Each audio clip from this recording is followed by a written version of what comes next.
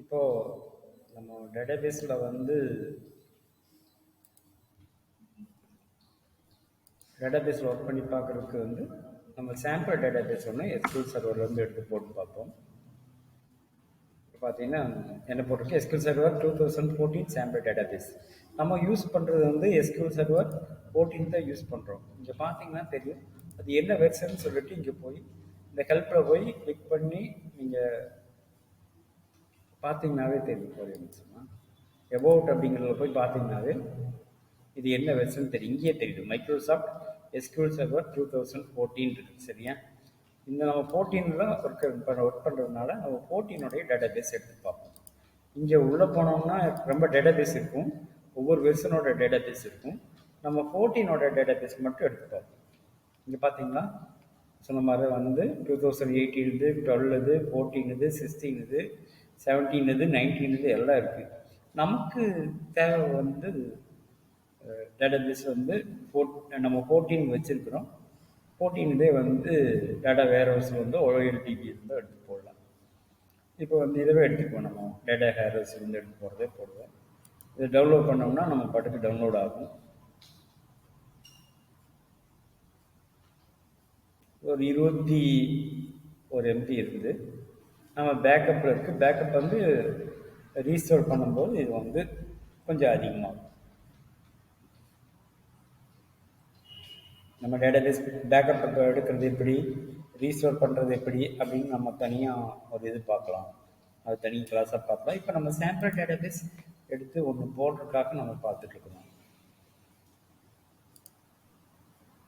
இப்போ டேட்டாபேஸு sample database போடுறது எப்படின்னா நமக்கு டவுன்லோட் ஆகிட்டு இருக்குது.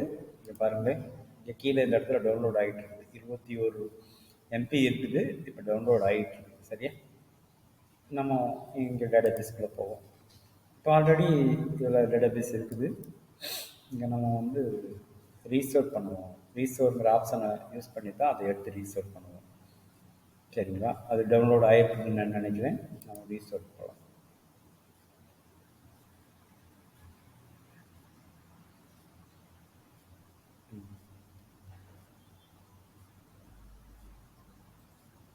நீங்கள் இங்கே போயிட்டு வந்து டிவைஸில் போயிட்டு இங்கே போனீங்கன்னா வந்து ஆடை கொடுத்து இப்போ டவுன்லோட் ஃபோல்டருக்குள்ளே போனீங்கன்னா போகிறது சிரமமாக இருக்குது. டவுன்லோட் ஃபோல்டர் வந்து இதில் வராது. டவுன்லோட் ஃபோல்டரில் வந்து நீங்கள் இப்போ போனீங்கன்னா வராது. இங்கே பாருங்கள், டவுன்லோட் ஃபோல்டருக்குள்ளே போய் சீக்கோலன் இங்கே போயிட்டு சீக்கோலன் போயிட்டு நம்மளுக்கு இங்கே தான் இருக்குது யூசர்ஸு. டவுன்லோட் போர்டு இங்கே வராது. இந்த இடத்துல வந்து டவுன்லோட் போர்டு வராது. சரி, நம்ம அதனால் என்ன பண்ணுவோம்னா அந்த ஃபைல் எடுத்து வேறு ஏதாவது இடத்துல காப்பி பண்ணி வச்சுட்டு நம்ம பண்ணுறோம். இப்போ நம்ம அங்கே போவோம். இப்போ டவுன்லோடுக்குள்ளே போவோம். டவுன்லோடுக்குள்ளே போயிட்டு இந்த ஃபைலை வந்து அப்படியே காப்பி பண்ணுவோம்.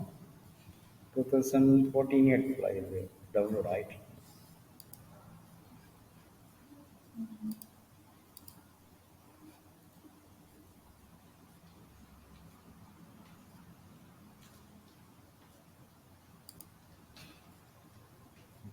ஆகிட்டு இதை காப்பி பண்ணுவோம்.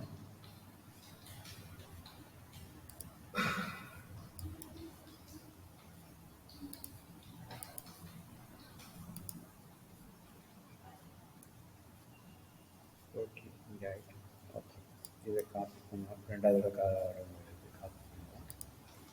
இதே போல் டேட்டாங்கிற ஒரு போட்டு ஏதோ ஒரு போட்டுக்கலாம். உங்களுக்கு இங்கே போட்டு ஆல்ரெடி நான் காப்பி பண்ணிக்கிறேன். அவங்க அப்படியே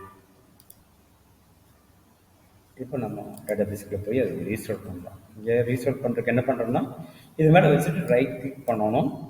ரைட் கிளிக் பண்ணோன்னா ரீஸ்டோர் டேட்டாபேஸ் அப்படின்னு கேட்கும். ரீஸ்டோர் டேட்டாபேஸ்னு கேட்குற இடத்துல வந்துட்டு நம்ம டிவைஸ் டேட்டாபேஸ்ன்னு கேட்குது. நம்ம டேட்டாபேஸில் அங்கே கொடுத்துருக்கிறது வந்து டிவைஸோட பேக்கப்பில் கொடுத்துருக்கோம். டிவைஸ் எதுன்னு கேட்க சொல்லுது. இங்கே வந்து பேக்கப் மீடியா அப்படின்னு கேட்குறது ஃபைல் தான். சரியா, யூஆர்எல்னா வேறு வெப்சைட்லேருந்து எடுக்கிறதுக்கு. இது வந்து ஃபைலு ஆட் இதில் வந்து நம்ம எப்போ வந்து டேட்டாவில் வச்சுருக்கோம் 14 வச்சுருக்கோம். ஓகேன்னு கொடுப்போம். இங்கே ஓகே கொடுத்துக்கலாம்.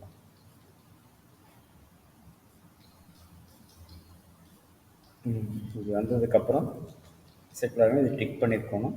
இங்கே டேட்டா பேஸ் இருக்கணும். அதுக்கடுத்து ஃபைல்ஸ்க்கு போகலாம். ஃபைல்ஸில் லொக்கேஷன் எதாவது மார்க்கிங் பண்ணுறீங்களான்னு கேட்கு. ஆல்ரெடி இருக்கிறதே நம்ம பண்ணுவோம். சரியா?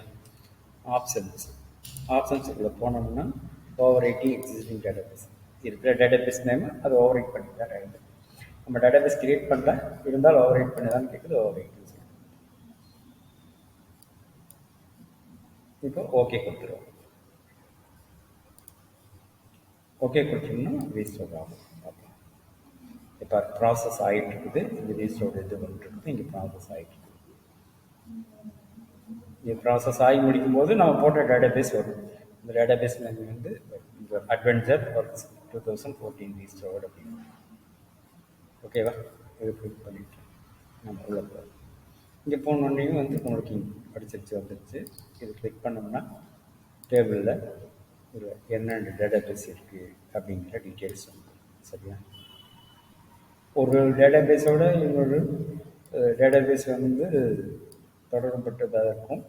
அதோட லிங்க் ஆப்ரேஷன் மற்றதெல்லாம் நம்ம வந்து பார்ப்போம். இந்த டயக்ராமில் வந்து அது வரும். நம்ம தனியாக நம்ம கிளாஸில் பார்ப்போம். நியூ டயக்ராம் என்ன, இன்சர்ட் டயக்ராம் இருக்குது, இதெல்லாம் நம்ம பார்ப்போம். ஒரு டேபிளோட இன்னொரு டேபிள் தொடர்பு வச்சுருக்கோம். அதாவது ஜாயின்ஸ் அப்படின்னு சொல்லுவாங்க. அதை பற்றியெல்லாம் நம்ம பார்ப்போம். இப்போ வந்து எஸ்கியூஎல் கொரி மூலமாக ஒரு ஃபைலை எடுத்து பார்க்குறது எப்படி அப்படிங்கிறத பார்ப்போம். இப்போது ஒரு ஃபைல் இருக்குது, டிங் அக்கௌண்ட் அப்படிங்கிற இது எடுத்து டிங் கரன்சிங்கிறத எடுக்கணும் அப்படின்னு சொன்னோம்னா என்ன பண்ணுவோம்னா அந்த கொரி ரன் பண்ணி பார்க்குறதுல இங்கே நியூ கொரி போட்டிங்கன்னா கிளிக் ஆகணும்னு இங்கே வந்து இந்த ரைட் சைடு வந்து ஒரு ஒயிட் இதில் வந்து கொரி ரன் பண்ணுற மாதிரி ஒரு விண்டோ வரும் பாருங்களேன்.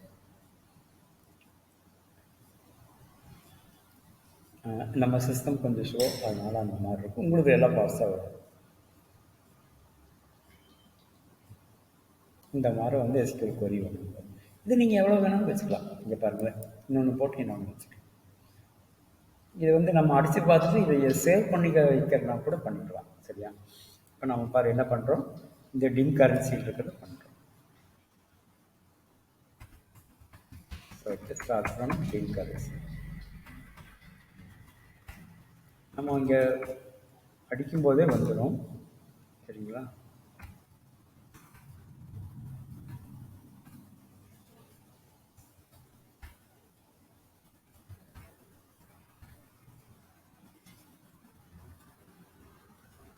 இதை மார்க் பண்ணிவிட்டு இது எக்ஸிக்யூட்னு கொடுத்தா இதோட ரிசல்ட் இங்கே வந்துடும். பாருங்கள் எவ்வளோ வருது, 105 ரூபா வருது. நம்ம இதைத்தான் ஃபீல்டு நேம்னு சொன்னோம். Currency key, currency alternate key, currency name அப்படின்னு சொன்னோம். கரன்சி கீ, இது கரன்சி ஆல்டர்னேட் கீ, இது கரன்சி நேம். இது மூணும் ஃபீல்டு அப்படின்னு சொன்னோம். இதை வந்து காலம்னு சொன்னோம். 1 2 3 4ங்கிறத காலம்னு சொன்னோம்.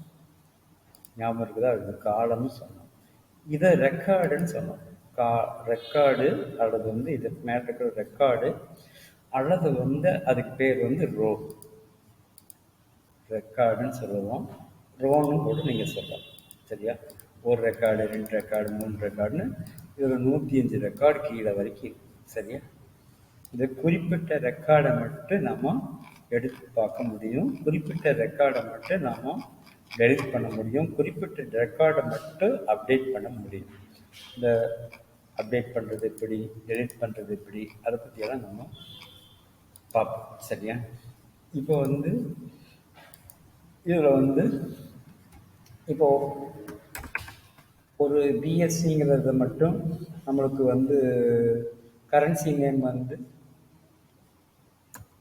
பார்ப்போம். ஒரு இது பண்ணணும். கரன்சி நேம் வந்து இந்த ஆட்டோமேட்டிக் இது வரும் பாருங்க, வந்துருச்சு பாருங்க. அது கொஞ்சம் டைம் எடுத்துக்கும். கரன்சி ஆல்டர்னேட் கீ அப்படின்னு கொடுத்தாலே நம்பர் என்னென்னு கொடுக்குறோம். டி கேபிட்டலில் டிஹெச் டிங்கிறது மட்டும் எனக்கு காட்டு அப்படின்னா அது பாட்டுக்கு காட்டு. ஓகே, டிஹெச்டி மட்டும் காட்டு. இதில் எனக்கு எல்லாம் காட்டணும், இதை மட்டும் பிளாக் பண்ணிவிட்டு எக்ஸிக்யூட் பண்ணி இதை மட்டும் காட்டு. சரியா? இந்த பிளாக் பண்ணுறது மட்டும் எக்ஸிக்யூட் பண்ண முடியும். சரியா? இப்போ வந்து எனக்கு பிஏபின்னு காட்டுறோம், பிஏபின்னு காட்டு அப்படின்னா அண்டு